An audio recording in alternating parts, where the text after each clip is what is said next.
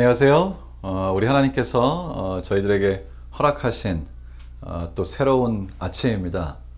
저희들에게 매일매일 이렇게 새로운 생명을 주시고 또 새로운 경험을 주신다는 것 자체가 사실은 우리에게 축복이죠. 오늘도 하나님께서 허락하시는 새로운 귀한 하루를 통해서 주님의 사랑을 여러분 마음속에 더 많이 느끼시게 되기를 바랍니다.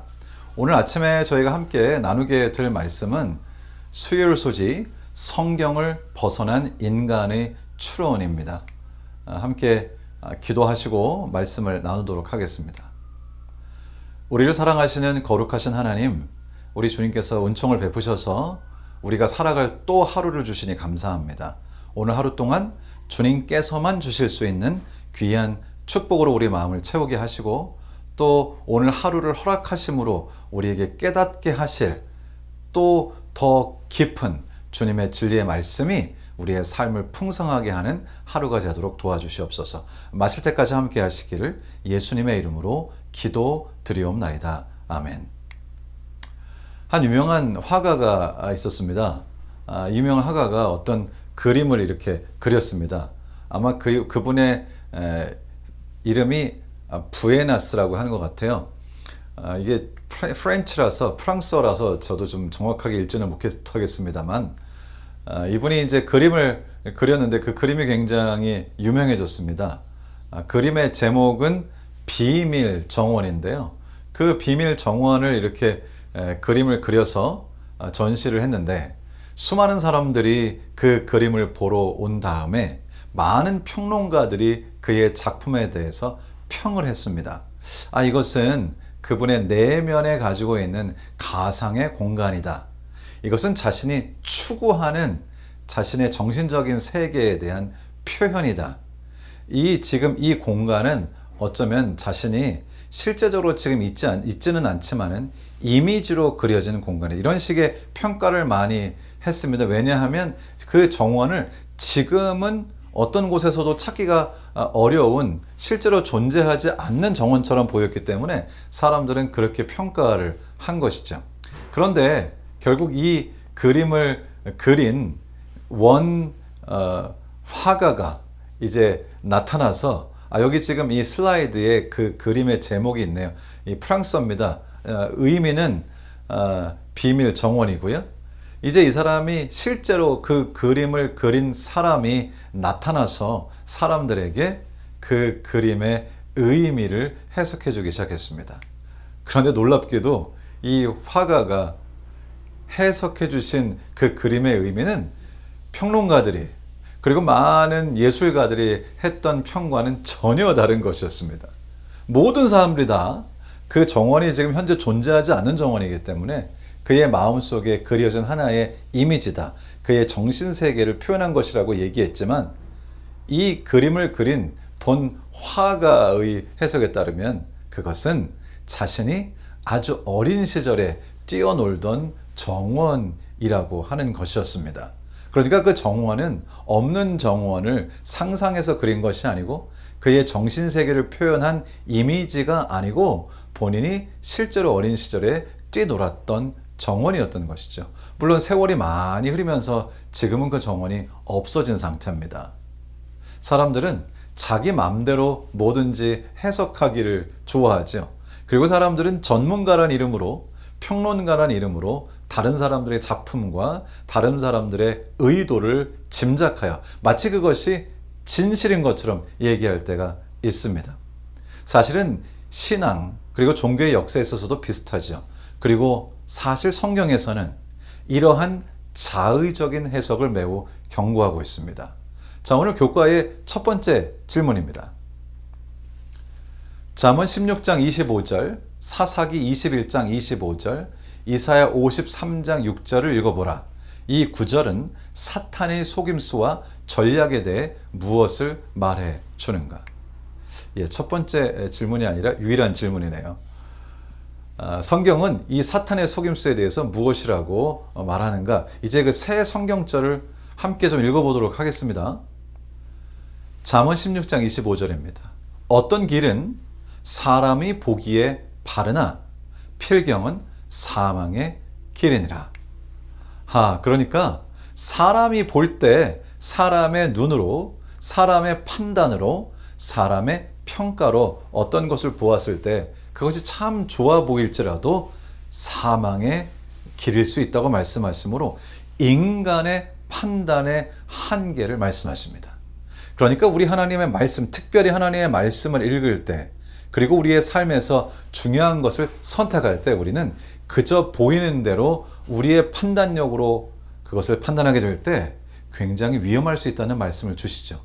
감사한 것은 우리의 판단 기준이 되는 하나님의 말씀이 있다는 것입니다.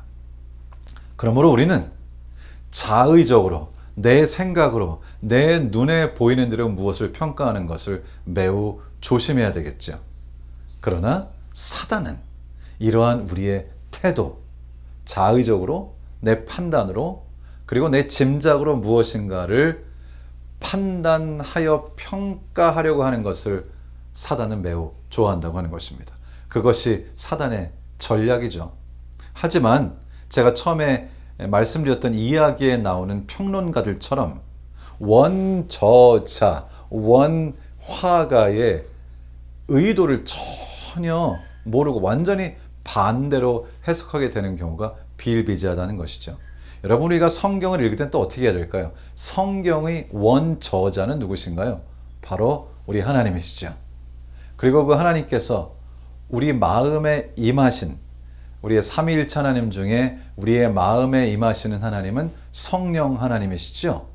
성경의 원저자가 되시는 하나님, 성령 하나님께서 우리의 마음속에 깨달음을 주실 때만 주님의 본래의 뜻을 우리가 이해할 수 있습니다. 사사기 21장 25절도 이렇게 기록하고 있습니다. 그때에 이스라엘의 왕이 없으므로 사람이 각기 자기의 소견에 옳은 대로 행하였더라. 사실 이 표현은 이 당시가 좋았다는 표현이 아니고요. 사람들이 그냥 자기 마음에 옳은 대로, 자기가 판단할 때 맞다고 생각하는 대로 마구 선택하고 살았기 때문에, 그리고 지도자가 없었기 때문에 국가는 매우 혼란스러운 상태에 있었고요. 수많은 사람들이 우상을 섬기고, 그리고 그것이 잘못된 일일지를 모르고 많은 죄를 저질렀다고 하는 것입니다. 사람이 자기 소견에 옳은 대로 행하는 것, 사실 이것은 인간이 망가질 수 있는 가장 빠른 길이죠.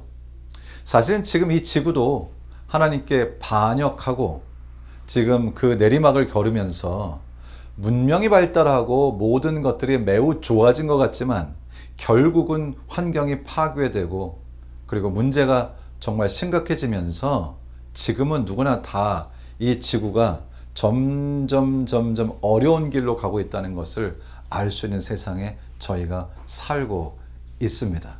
사단의 최고의 전략은 무엇일까? 그것은 자기의 소견대로, 자기 자신의 소견에 옳은 대로 행하도록 두는 것입니다. 이사야 53장 6절도 역시 이렇게 예수 그리스도께서 십자가를 통하여 우리에게 제시하신 복음을 거절하는 사람의 태도와 이유를 이렇게 기록하고 있습니다. 우리는 다 양 같아서 그릇 행하여 각기 제 길로 갔거늘 여호와께서는 우리 모두의 죄악을 그에게 담당시키셨도다.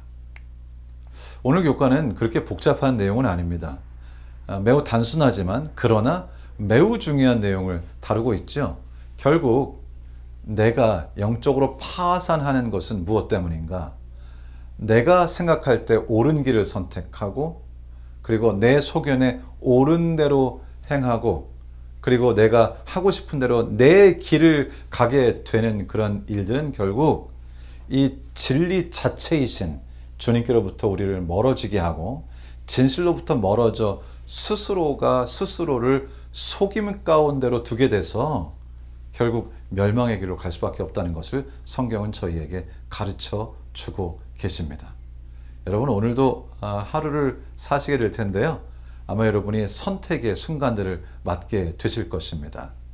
로마서 8장에 있는 말씀처럼 영을 좇아 행하는 자에게 율법의 요구가 이루어지게 한다고 말씀하셨으니 성령 하나님께서 나에게 뭐라고 말씀하시는지, 내가 하려고 하는 이 선택이 하나님께서 원하시는 선택인지 이것을 묻고 주님께 기도하고 성령의 음성에 귀를 기울여서 성령께서 인도하시는 삶을 살았다고 하는 기쁨과 감사와 희열이 오늘 여러분들에게 있게 되기를 바랍니다.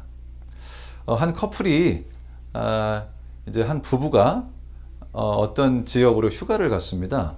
그래서 이렇게 호텔에 있는데 좀 심심하고 좀 그 호텔에 있는 곳 주변을 돌아보고 싶어서 아무에게도 묻지 않고 두 사람이 저렇게 손을 꼭 잡고 그 동네를 이제 돌아다니기 시작했습니다.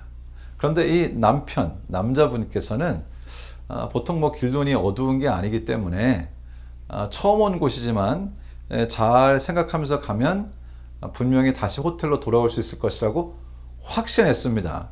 자기 자신이 길을 잘 찾는 사람이라고 아주 확신한 사람이었죠.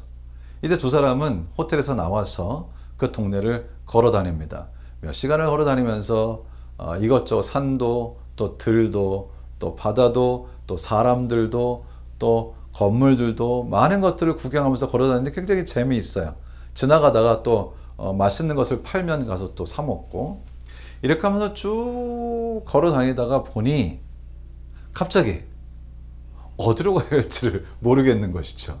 자신의 생각이 옳은 대로 왔는데 이 호텔을 찾아가려고 그 길을 나서서 이제 돌아오는데 아무리 가도 내가 어디로 가고 있는지를 알 수 없게 된 것입니다. 어떻게 했을까요? 결국 이 사람들을 조금 수상하게 여긴 뭔가 길을 헤매는 것처럼 보이는 이런 모습을 보고 그 지역에 사시는 어떤 분이 묻습니다. 혹시 길을 찾고 계신가요?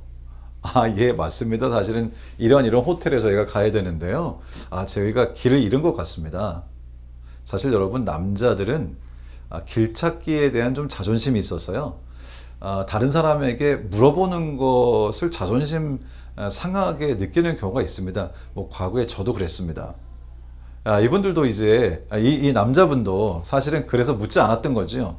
결국은 이제 그곳에 사시는 바로 그분 친절하게 물어주셨던 그분의 안내를 따라서 호텔로 잘 돌아올 수 있었습니다. 여러분, 저희의 영적인 삶은 어떨까요? 때때로 저희도 글쎄 그것이 자존심인지 아니면은 자신감인지 뭔지 모르겠지만 우리 주님께 묻지 않고 주님과 동행하지 않고 성령 하나님의 인도하심을 따르지 않고 성령 하나님의 음성에 귀를 기울이지 않고 내가 선택하고 내가 판단하고 내 자존심으로 어떤 일들을 행할 때가 있습니다. 그러다가는 길을 잃고 이제 그 다음 단계에서 어떻게 해야 될지를 알지 못하는 때가 되어서야 비로소 하나님께 묻는 그런 우울을 범할 때가 많이 있다는 것이죠. 여러분, 오늘 하루를 사실 때 하나님께 묻고 주님의 인도하심, 주님과 동행하는 그런 경험으로 하루를 꼭 사시게 되기를 바랍니다. 오직 우리 주님만이 우리를 인도하시는, 주님의 말씀만이 우리를 인도하시는 진정한 안내자가 됩니다. 주님의 축복이 여러분과 오늘 하루 종일 함께 하기를 주님의 이름으로 축원합니다. 제가 기도하고 이제 개인적으로 기도하시는 시간을 갖겠습니다. 우리를 사랑하시는 하나님, 우리를 축복하셔서 오늘 또 말씀을 통해서 내가 내 소견대로 내 눈에 옳게 보이는 대로 선택하는 것이 얼마나 어리석은 일인가를 깨닫게 하시고 우리 성령 하나님의 인도하심을 따라 미래를 하시고 우리의 삶을 인도하시고 온 우주의 창조자가 되시는 우리 하나님, 우리 성령 하나님, 창세기 1장에 하나님의 신은 수면에 운행하시나 말씀하신 그때부터 이 인간의 창조를 이루신 우리 성령 하나님의 인도하심, 그 음성을 저희가 듣고 귀 기울이고 따라서 주님의 인도하심을 따라 오늘 하루도 살아갈 수 있도록 하나님께서 도와주시기를 간절히 기도합니다. 오직 주님께서 오늘 저희의 삶을 통해 영광 받으시고 또 저희가 지금 드리는 기도를 주님께서 들으셔서 우리 하나님의 뜻을 이루는 귀한 하루가 되도록 도와주시기를 우리를 사랑하시는 예수님의 이름으로 기도 드리옵나이다. 아멘.